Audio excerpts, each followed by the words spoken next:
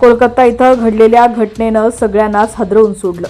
ही घटना घडण्याच्या काही तासांपूर्वीच महिला डॉक्टरनं आपल्या आईला फोन केला होता। त्या माऊलीनं कधी विचारही केला नसेल की हा लेकीचा शेवटचा फोन असेल। आपल्या मुलांनी मोठं व्हावं, त्यांनी आयुष्यात खूप यश मिळवावं, यासाठी आई-वडील मोठ्या जड अंतकरणानं आपल्या मुलांना आपल्यापासून लांब शिकायला, नोकरी करायला पाठवतात। त्यांच्यासोबत जर काही वाईट झालं तर त्या आई-वडिलांची काय अवस्था असेल। कोलकातामध्ये ज्या महिला डॉक्टरवरती अत्याचार करून तिची निर्घृण हत्या करण्यात आली, त्या डॉक्टरच्या आई-वडिलांची अवस्था जी असेल त्याची कल्पनाही करू शकत नाही। आदल्या रात्री ज्या लेकीशी आपण बोललो, सकाळी तिच्या मृत्यूची बातमी येईल असा विचारही त्या डॉक्टरच्या आईनं कधी केला नसेल। गुरुवारी 8 ऑगस्टला नेहमीप्रमाणे ही महिला डॉक्टर तिच्या कर्तव्यावर होती। आरजीकर मेडिकल कॉलेज अँड हॉस्पिटलमध्ये ही महिला डॉक्टर काम करत होती।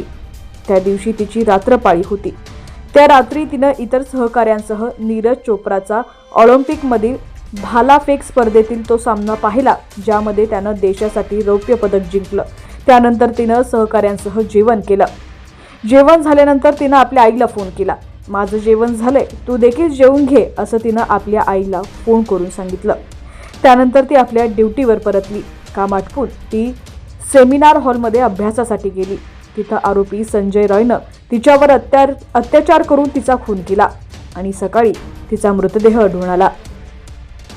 बातमी पूर्ण पाहूया त्याआधी तुम्ही HPN मराठी न्यूज चॅनल पहिल्यांदाच पाहत असाल आणि अजूनही चॅनलला सबस्क्राईब केलं नसेल तर नक्की सबस्क्राईब करा, जेणेकरून आमचे अपडेट्स लवकरात लवकर तुमच्यापर्यंत पोहोचतील। 8 तारखेला ही घटना घडल्यानंतर शुक्रवारी 9 ऑगस्टला सकाळी या महिला डॉक्टरच्या वडिलांना रुग्णालयातून एक फोन जातो। त्यांना सांगण्यात येतं की त्यांच्या मुलीनं आत्महत्या केली आहे, जेव्हा की तिची हत्या झाली होती।